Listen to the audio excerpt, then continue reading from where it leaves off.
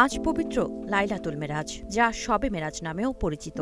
ইসলাম ধর্মের অন্যতম তাৎপর্যপূর্ণ ও মহিমান্বিত এই রাতটি ধর্মপ্রাণ মুসলমানরা গভীর শ্রদ্ধা, ভক্তি ও ইবাদত বন্দেগীর মাধ্যমে পালন করবেন।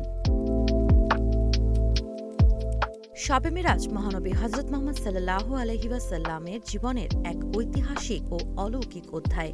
হিজরি সনের রজব মাসের ২৬ তারিখ রাতে আল্লাহ তাআলার বিশেষ অনুগ্রহে রাসূলুল্লাহ সাল্লাল্লাহু আলাইহি ওয়াসাল্লাম সংঘটিত করেন ইসরা ও মিরাজের মহাযাত্রা। পবিত্র কোরআনে বর্ণিত এই ঘটনাকে দুই ভাগে ব্যাখ্যা করা হয়েছে। ইসরা অর্থাৎ রাতে মক্কা থেকে বায়তুল মুকাদ্দাস পর্যন্ত ভ্রমণ, এবং মিরাজ অর্থাৎ সেখান থেকে ঊর্ধ্বলোকে আরোহণ। এই পবিত্র রাতে মহান আল্লাহ তার প্রিয় রাসূলকে বিশেষ সম্মানে আরশে আজিমে ডেকে নেন এবং সেখানে আল্লাহর দিদার লাভের সৌভাগ্য দান করেন। শবে মেরাজের সবচেয়ে গুরুত্বপূর্ণ শিক্ষা হল ৫ ওয়াক্ত ফরজ নামাজের বিধান।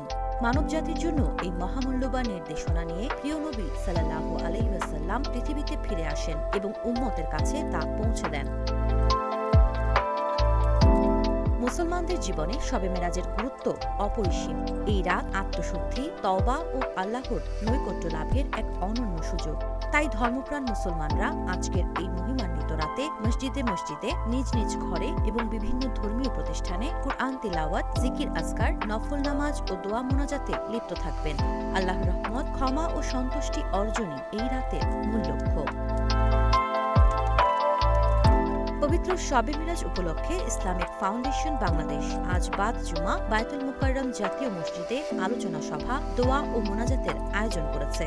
এই পবিত্র রাতে আল্লাহ তাআলা যেন সবাইকে সঠিক পথে চলার তৌফিক দান করেন, এই কামনাই সকলের।